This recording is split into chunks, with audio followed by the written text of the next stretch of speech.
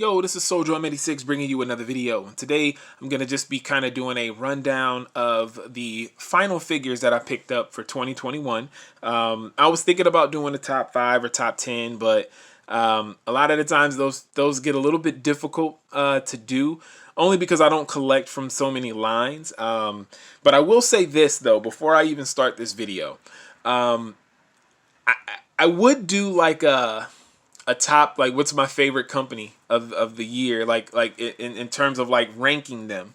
But honestly, when I think back at this year, I can't even really rank the companies because I don't collect from many of them. I just recently picked up stuff from Marvel Legends, and I haven't picked up Marvel Legends figures in quite some time. And you know, I've picked up some AEW figures, but I think for the most part, a lot of my money went towards McFarlane. When you look at the past 2 years, and things have been rough on a lot of people, and you know, especially financially. So to have a company where you're getting great quality action figures, and for the price of $20, you know what I mean? It's like you can't beat that. You know, I just, for me, I really appreciate what McFarlane has done. And you know, as you can see, I mean, look, it's no it's really no accident. And I just added just what, Christmas Eve, a lot of these figures showed up. The Mortal Kombat figures at least showed up on Christmas Eve, and I want to say the Monday after Christmas is when the DC figures, the Batman and the Lex Luthor, showed up. And you know, it's not a surprise for me personally that my last figures of 2021 are McFarlane, and we're gonna get into that. Starting with the Mortal Kombat stuff, and we're gonna start over here with Liu Kang. Yes, I did customize him, took his shirt off, just because I'm used to seeing Liu Kang like this. I don't like the shirt look. I didn't like it in the game when you played the story mode. Great story mode, don't get me wrong, but just saying, this is how we're all used to seeing Liu Kang ever since the first Mortal Kombat, even though he looked more like Bruce Lee in the first Mortal Kombat, but still, the shirtless with the pants, and you know, that's Liu Kang. He did get some scratches from me taking the shirt off, but look, battle wounds, I got an imagination. So anyways, man, this is really awesome. I was on the fence about getting this for a long time because a while ago, when the Mortal Kombat line first started with the Scorpion and Sub-Zero, I ended up getting those because I'm a big Mortal Kombat. It's my favorite fighting game of all time. So I ended up getting those figures. I hated them. And it seems to be a weird trend with McFarlane. At least with the Mortal Kombat stuff and with DC stuff, his first ones out the gate are not all that great. But then the more that the line goes on, the more that you start to see, you know, the progression, and you know, it gets so much better. But I love this Liu Kang figure, man. I'm very glad I made this purchase. His Mortal Kombat stuff is definitely better than what it was. Let's take him out of the ring right now. And then Shao Kahn, this beast of a figure. Great articulation. Like, great articulation. I did have to heat him up a bit. Awesome articulation, though. The sculpt, all the paint details, a very, very awesome figure. This is one of the alternate looks. I got this one because the price didn't go up like the other one did. Like his original look, it's like $31 or something like that, and this one was $20. And this is actually the newer one. And I'm actually happy with this purchase. I actually think it looks better than his original, like, you know, colors, his original look. I actually prefer this one, so it ended up working out. I ended up being able to pay the actual retail price for it while getting in my opinion, the better version. So yes, this is a very, very good figure. Love it. Again, this Mortal Kombat stuff is really dope. And talk about a figure who was just destined to be an action figure. Talk about a character, I should say, who was destined to be an action figure. And this is Kotal Kahn from Mortal Kombat 11. in my opinion, one of the best new characters. There was, I mean, a lot of the new characters in the game aren't that great. They might have a kind of a cool design, but they just, to play as them, not that great. But this dude, this dude looks awesome. Paint details, sculpt. I love the face. Like, this is just really, really cool, man. I mean, like, I don't really have to even talk about the articulation. As you can see, the pose I was able to get him in, which I didn't think was possible. I didn't see a lot of video reviews of this figure.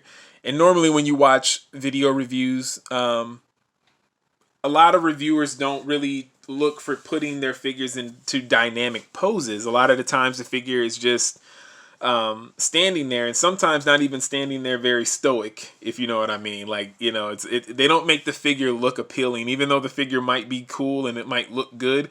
You know, people sometimes have a way of not making it look appealing, and I just think that this is really, really dope. I love it.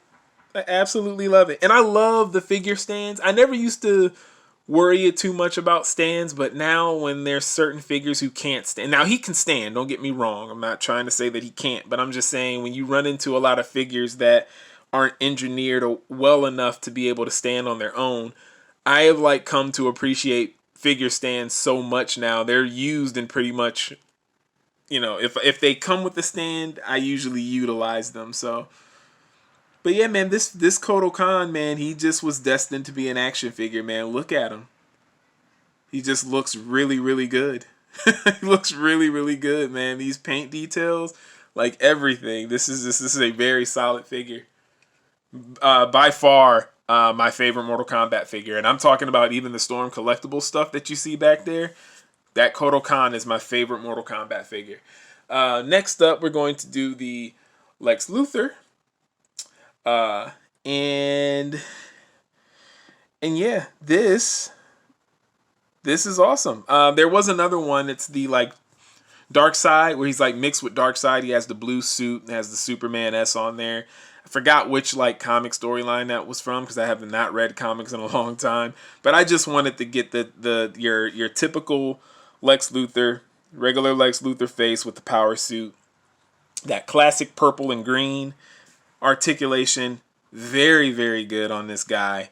No loose joints, but he moves very fluidly. His legs go higher than a lot of the other McFarlane figures. So it's just nice to have a standard Lex Luthor to go against Superman. I would love a Lex Luthor in a suit. I don't know if McFarlane will ever do that, but I would love to see like a Lex Luthor figure made where he just has like a business attire on. I think that would be so awesome.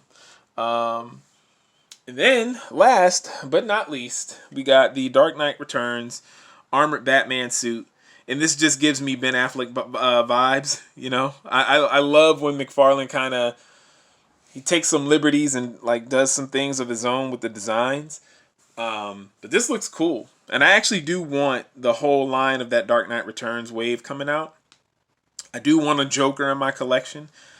I haven't really been too much of a fan of the Joker figures that have been released. Mostly because I'm not a Joker guy like a lot of people. I think Joker he's a cool villain for Batman, but I'm just not a Joker fan. I'm not a fan of really a lot of villains. I'm more a fan of like if they have a cool look.